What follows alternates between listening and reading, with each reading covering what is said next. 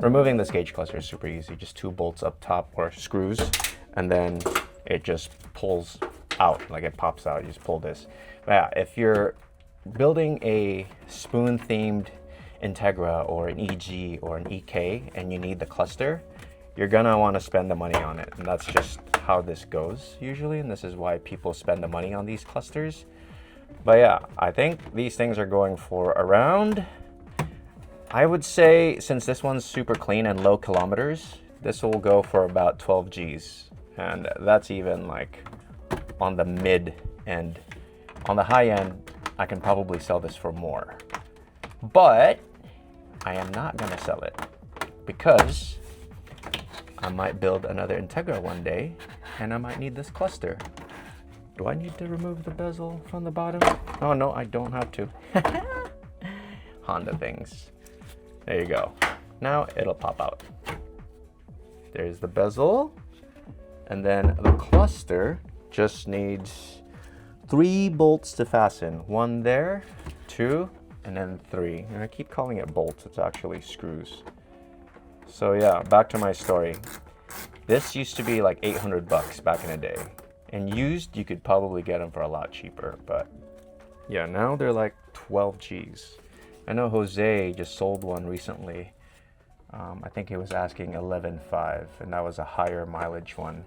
And actually, these clusters, there are different versions. So this is the most recent one. So it has the 2000 and up, or 99 2000 features, like the airbag and the door ajar and blah blah blah blah.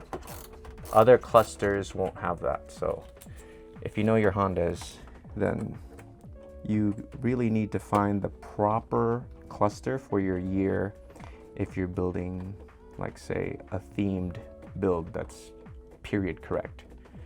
So yeah, my car is a 2000, so this is the proper cluster for 2000. I know Jose just sold one, and that was for an earlier Integra. So without the SRS, without all the door ajar and all that stuff. You might be wondering how Spoon made this cluster. They actually bought, and this is why they can't make these again, they bought OEM Honda clusters and they just made their own faces. So yeah, essentially this is just an OEM gauge cluster that has a facelift. So before I install the new cluster, let me just show you what I did here. I removed all the plastic under the gauge cluster, like the OEM location. I chopped all that off, just cut it. And then I also removed the air vent. Without removing the air vent and then cutting the bottom of the plastics, you're not going to be able to fit this gauge cluster in there because it's massive. So yeah, this is a race use only, and if you decide to use this on your street car, just know your air vent gotta go and it won't work. And you probably won't have your air vent working on the passenger side. So yeah, otherwise, it didn't take that long to chop things off. I didn't have to remove the dash. I just got an X-Acto knife and a Dremel and chopped it off. So we're just gonna reinstall the OEM screws. Now, if you're curious how I'm gonna power this up, it's just gonna be a plug and play setup with the Nexus R3, but that's gonna be later on. I am just test fitting, making sure that everything fits before I do all my wiring. Then also, this kind of forces me to work on the car and not keep driving it out in the canyons, because now I don't have a gauge cluster and nothing works.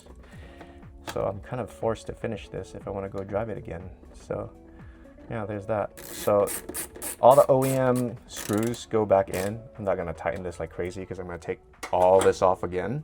And then this I haven't test fitted, so let's see if this actually mates up like it should. Oh, look at that.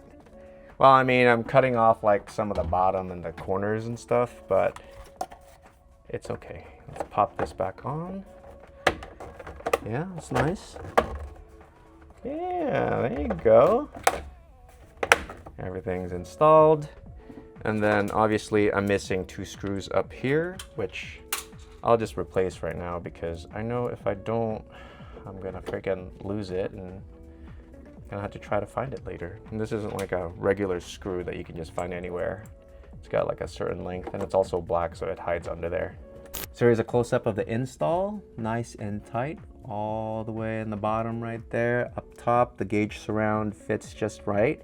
The only thing I just wish I didn't have to remove was the OEM air vent, but I guess it doesn't really matter because this air vent doesn't work anyways because I have no HVAC inside. I took out my blower and the filter and all that stuff. I have no AC, I have no heaters. But if you're using this on the street, just know you can't fit the 10-inch without removing the air vent or cutting the bottom of the plastics where this sits. So yeah, pretty good install. It looks pretty good, very OEM.